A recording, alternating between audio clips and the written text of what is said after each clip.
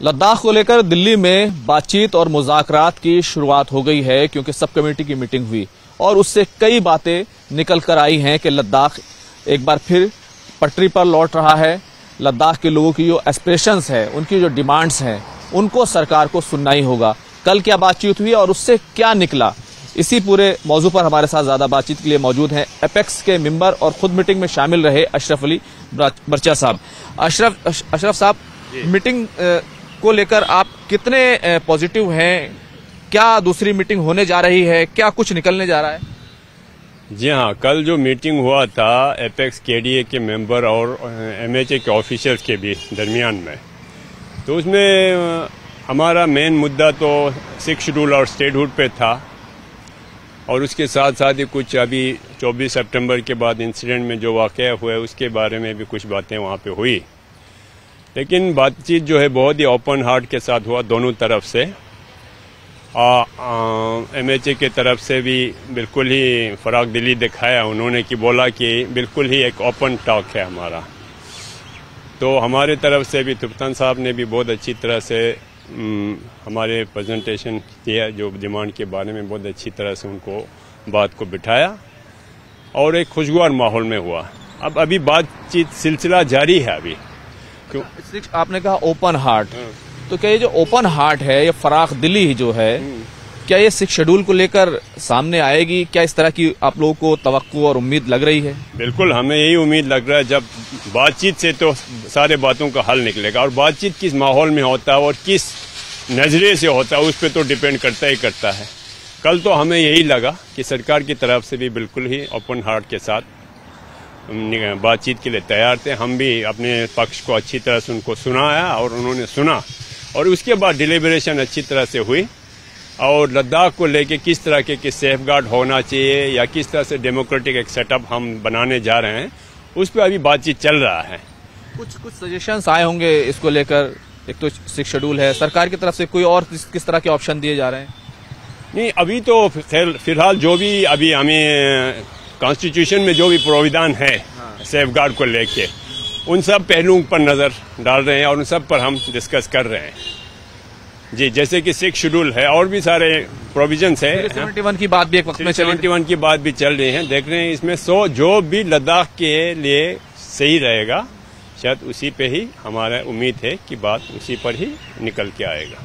सोनम वांगचुक जी जब अनशन पर बैठे थे तो उनकी एक नाराजगी ये थी कि बातचीत में बहुत देरी हो रही है और उसके बाद लद्दाख ने बहुत कुछ देखा है।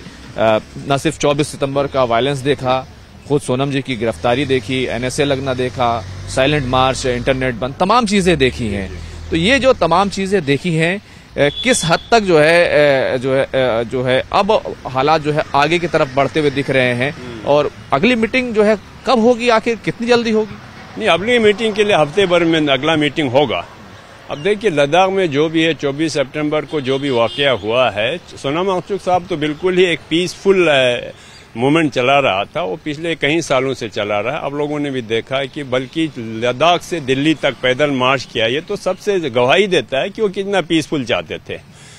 लेकिन 24 सितंबर को जो भी वाकया हुआ उसमें एक रीजन ये है, देखिए, लोगों को एक बहुत बड़ा आश्वासन दिया गया यूटी बनने के बाद और लोगों के एस्पिरेशन भी बहुत बढ़ गया था कि अब यूटी बन गया तो हमारे सारे मसलों का हल निकल जाएंगे।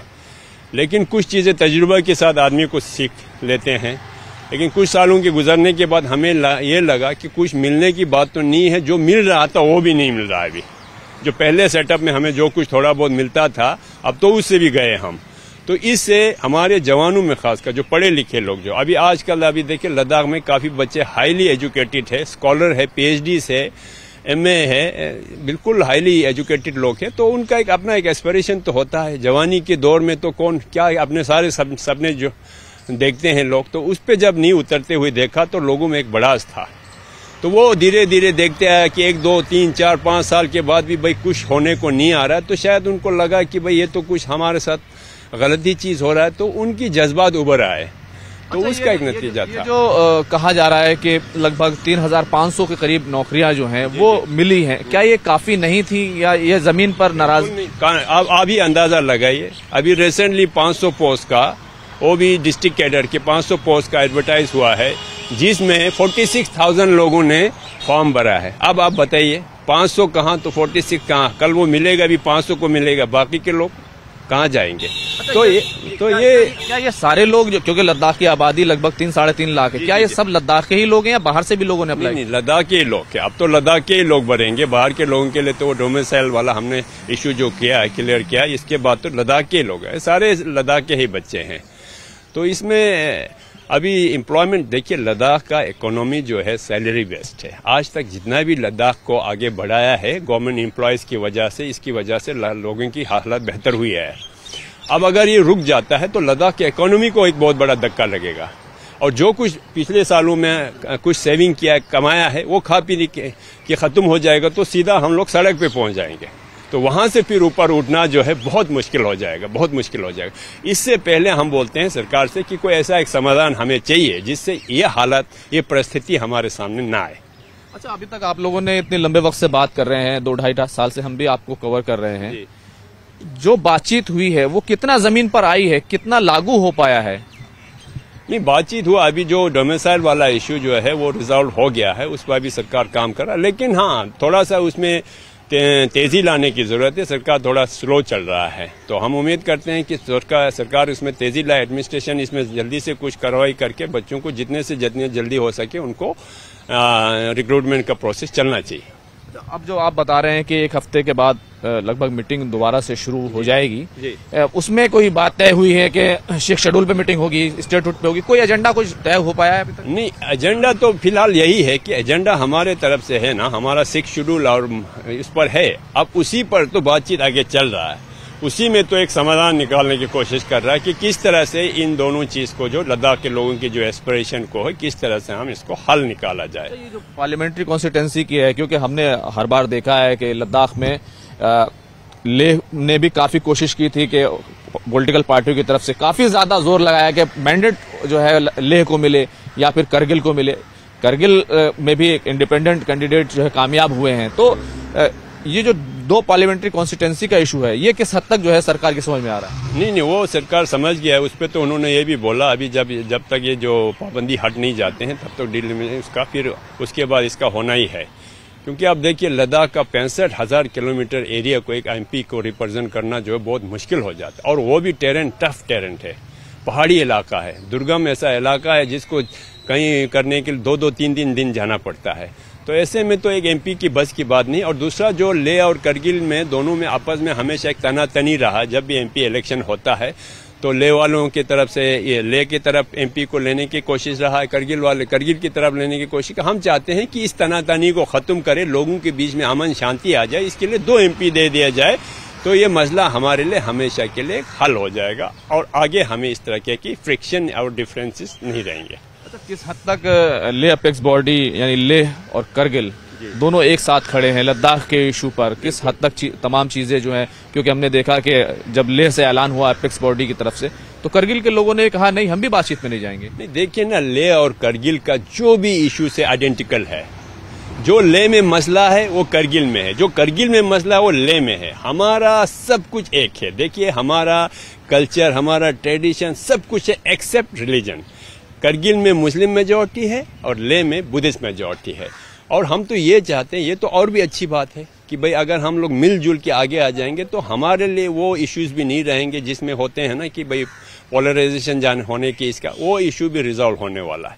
तो हम चाहते हैं सरकार को भी इन सब चीज़ों को मद्देनजर रख के अगर बातचीत करे तो वाकई अगर सरकार लद्दाख को लेके लद्दाख को एक रोल मॉडल, एक स्टेट बना के रेस्ट ऑफ इंडिया को दिखाया जा सकता है। अगर सोनम वांगचुक की बात करें, वो लगभग 1 महीना 26-27 दिन हो गए उनको जेल में। 2 तरह के नैरेटिव उनको लेकर मुल्क में है। एक नैरेटिव ये है कि वो गांधी जी के रास्ते पर चलते हैं, और एक नैरेटिव ये है कि उनका फॉरेन लिंक है, और तमाम बातें जो है उससे लद्दाख के लोग नाराजगी भी जाहिर की लद्दाख के लोगों ने।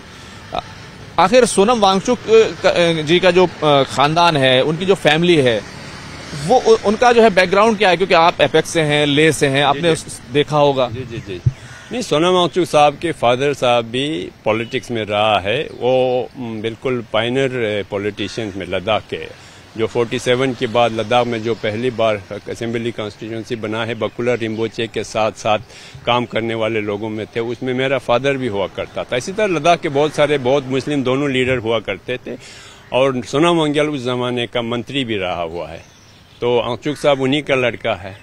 तो अभी भी जो आंगचुक ने जो किया है, इसका बड़ा पीसफुल मूवमेंट है। आंगचुक ने देखिए, पहले यूटी बनने के बाद सबसे पहले बधाई देने वालों में भी एक आंगचुक साहब खुद था। आंगचुक साहब खुश था कि आंगचुक साहब सोचा कि भाई अब लद्दाख में जो हम जिस तरह से हम चाहते हैं शायद वही हो जाएगा।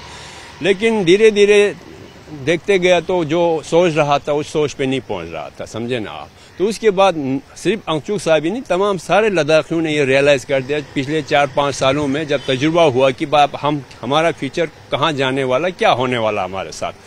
तो उसको लेके सारा स्ट्रगल चल रहा है अभी। अच्छा, इनका जो लद्दाख के लोग, हमने एक फिल्म देखी थी 3 इडियट्स, उसमें अलग अलग नाम से देखा, बल्कि एक जो लड़का था सोहेब, जिसने सोनम वांगचुक का रोल किया था, फुंगसुक वांगडू का रोल किया था, मैंने उससे बात भी की थी। लेकिन सोनम वांगचुक का कितना बड़ा कंट्रीब्यूशन है लद्दाख की सोसाइटी में, आम लोगों के लिए कितना बड़ा कंट्रीब्यूशन है उनका? देखिए, एजुकेशन में सोनम वांगचुक साहब का कंट्रीब्यूशन बहुत बढ़िया रहा है। एजुकेशन में बिल्कुल क्वालिटी एजुकेशन को बढ़ावा उन्होंने ही दिया है। अभी जो बच्चे पहले जब पढ़ते थे वो रटिफिकेशन वाला ये वाला, जो आगे जाके बच्चे रुक जाते थे, तो उसमें एनालिटिकल एजुकेशन जो बच्चों को लेना चाहिए था, उसका उसने एक दौर चलाया। और सबसे पहले तो उन्होंने जो फेलियर्स थे, जो मैट्रिक में जो पास नहीं होते थे, 1 2 3 बार फेल हो गया होता है, उन्हीं बच्चों को ला के उसने सबको दिखा दिया कि अगर पढ़ाने का तरीका ठीक हो, मंशा सही हो, तो बच्चों में कमी नहीं होता। वही फेलियर बच्चे जो बाद में वहाँ से पढ़ लिख के कोई इतने अच्छे काम करने लग गए, जो हम सब लोग भी हैरान हो जाते हैं कि वाकई इसमें हमारे पढ़ाने में, समझाने में कोई कमी पेशी रहा है कि बजाते खुद हम में कोई कमी नहीं है। स्कूल बनाया उन्होंने, क्या बनाया उन्होंने? वहाँ सिग्मोल स्कूल बनाया है, वहाँ पे बिल्कुल उनको रेजिडेंशियल एक उनको स्कूल चढ़ाते हैं, उसमें बच्चों को हर तरह के एजुकेशन देते हैं। उसमें बिल्कुल एग्रीकल्चर से लेके इन्वायरमेंट से लेके ये जो पढ़ने लिखने का सब कुछ जो ना कन्वेंशनल एजुकेशन, हर चीज़ को समेट के उनको बच्चों को दिखाते हैं। तभी तो वो बच्चे बिल्कुल हर तरह से बिल्कुल एक सक्षम, एक पढ़ा लिखा जवान बन के बाहर आ जाता है और अपनी ज़िंदगी में कामयाबी हासिल करता है। तो ये चीज़ जो है सुना, अभी हयाल भी उसी लाइन पे चल रहा है, बहुत बड़ा है। हयाल में अभी आंगचुक साहब खुद भी बोल रहे थे कि भाई हयाल की वजह से आप देखो ये जो यहाँ की जो मतलब ज्ञान जो है वो बाहर विदेश की कंपनियों ने खरीदना शुरू कर दिया। तो ये तो बड़ी हयाल क्या है? ये इंस्टीट्यूट है, यूनिवर्सिटी है, क्या है? बिल्कुल, ये एक इंस्टीट्यूट है, एक अल्टरनेटिव एक यहाँ यूनिवर्सिटी बनाने जा रहा है, जो बिल्कुल माहौलियत को लेके सारी चीज़ों को आज के दौर के हिसाब से क्या कुछ सीखना चाहिए बच्चों को और आज के दौर के हिसाब से क्या समझ रखना चाहिए, वो एजुकेशन वहाँ पे दिया जा रहा है। आज की इन्वायरमेंट को लेके किस तरह से हमें लोगों को जानकारी होना चाहिए और उस पर किस तरह से काम किया जा सकता है, ये एजुकेशन वहाँ पे मिलता है। तो ये मेरे ख्याल से सोनम वांगचुक का उस लिहाज से तो वो चाहे वो एक as a educationist, as a scientist, as a engineer, उसने बहुत कुछ कंट्रीब्यूशन दिया है, न सिर्फ लद्दाख को बल्कि पूरे इंडिया को दिया है। हमारे फौज को देखिए ना, फौज को हमारे लद्दाख में जब बॉर्डर्स पे जहाँ बहुत सर्दी है, वहाँ पे लोगों को हीटिंग सिस्टम के लिए इतने तेल जलाते हैं जिससे पॉल्यूशन को एक बहुत बड़ा नुकसान होता है। लेकिन सोनम वांगचुक ने एक सॉल्यूशन निकाला कि सोलर हीटेड उन्होंने टेंट बनाया। अगर पूरी तरह से सारे फौज को दिया जाए तो एक तो बहुत बड़े लेवल पर एक इकोनॉमिक सेविंग हो जाएगा और दूसरी तरफ से पॉल्यूशन कंट्रोल में इतनी बड़ी मददगार होगी। तो एक बहुत बड़ा एक अनोखा एक चीज़ें इन्होंने दिया है। तो ये सब चीज़ें जो है मुझे लगता है कि इन चीज़ों को अगर हम आज के दौर में नज़रअंदाज कर रहे हैं तो मैं तो लगता है कि गवर्नमेंट का जो मिशन है लद्दाख को बोलता है कार्बन फ्री एक न्यूट्रल एक जगह बनाना है, तो उसके लिए तो एक बहुत बड़ा एक मददगार था, एक बहुत बड़ा जरिया था। अब उसी को फिर धक्का लगेगा। लेकिन हमने खबर सुनी कि जो उनको जमीन दी गई थी लीज पर, वो जमीन ले ली गई, वापस ले ली गई। नहीं, अब अभी देखिए ना, अब वो तो अभी खैर गवर्नमेंट की तरफ से ऑर्डर निकला है, लेकिन अभी उसमें ऐसी भी बात नहीं होगा, उसमें बहुत सारे बातें होगा, इन्होंने अपनी पक्ष भी रखेंगे। तो ये सारी चीज़ें आगे देखने के बाद ही हो सकता है, ऐसा तो नहीं हो सकता। अच्छा, वो वहाँ पर लद्दाख में किस तरीके से रहते हैं? कहा जाता है फॉरेन फंडिंग है, फॉरेन लिंक जोड़ दिया गया, तमाम बातें। ऐसी कोई बात नहीं है, हमें नहीं लगता कोई फॉरेन फंडिंग कोई नहीं होता है वहाँ पे, कुछ ऐसी बात नहीं है। और अगर ऐसा होता तो फिर वहाँ की एजेंसियाँ क्या सो रहे थे अभी तक? कि कल पता चला। तो ये जो फॉरेन फंडिंग जो है सिर्फ 24 सितंबर के बाद ही हुआ था क्या? तो इसको तो बहुत पहले का होता। तो ये सब चीज़ें तो ऐसी ही है खामखा। उस वक्त मुझे लगता है एडमिनिस्ट्रेशन में हड़बड़ाई में कुछ ऐसे बयान देने लग गया जिसका कोई हकीकत नहीं, जिसका कोई बहस नहीं। अच्छा, सोनम वांगचुक जी लद्दाख के लिए क्या मायने रखते हैं? जैसे कि हम देखते हैं कि मुल्क में बड़े बड़े लीडर्स होते हैं, तो सोनम वांगचुक को लद्दाख के लोग किस तरीके से देखते हैं? नहीं, सोनम वांगचुक को हमें लगता है ना सिर्फ लद्दाख बल्कि पूरे हिंदुस्तान में उनकी इतने सारे फॉलोअर्स हैं, उनकी बातों से इतने प्रभावित होते हैं लोग जो है ना, उनकी बातों में सच्चाई है। वो दिल से जो बात बोलते हैं, वो दिल से चाहते हैं कि हिंदुस्तान की भला हो, हिंदुस्तान एक बिल्कुल एक मॉडल एक कंट्री बनाने के वो जिस तरह से वो सोच रखते हैं, तो उस पर जब वो बातचीत करते हैं तो लोगों के दिलों को छूता है। तो इसलिए तो उसके सपोर्ट में आज पूरे हिंदुस्तान में जगह जगह आवाज उठ रहा है कि सोनम वांगचुक के साथ ये जो कुछ भी हो रहा है गलत हो रहा है। अभी जो आप लोगों की बातचीत हुई है उसमें सोनम वांगचुक जी की भी बात भी रखी गई थी। 29 तारीख को एक बार फिर सुप्रीम कोर्ट में उनका जो ग्राउंड है, बहुत सारे वीडियोज सरकार की तरफ से दिए गए हैं कि ग्राउंड है, इसकी वजह से इन पर नेशनल सिक्योरिटी एक्ट लगाया गया है। ये जो वीडियोज तो तमाम जगह चलाए गए, उसको ग्राउंड बनाया गया, इसको आप क्या कहेंगे? नहीं, वो तो आप कोर्ट संज्ञान ले लेगा, उसका कोर्ट देखेंगे। इसमें तो हम कुछ टिप्पणी नहीं दे सकता है। जब आप कोर्ट में जब ये सब जुडिस है तो कोर्ट में जब गया तो कोर्ट इन सब चीज़ों का जायजा लेगा कि ये इसमें कहाँ तक हकीकत है क्या, वो तो कोर्ट बेहतर जानेंगे। बहुत बहुत शुक्रिया बात करने के लिए, बहुत तफसील से बात की। कैमरामैन प्रहलाद के साथ खुर्रम शहजाद, न्यूज़ 18 दिल्ली।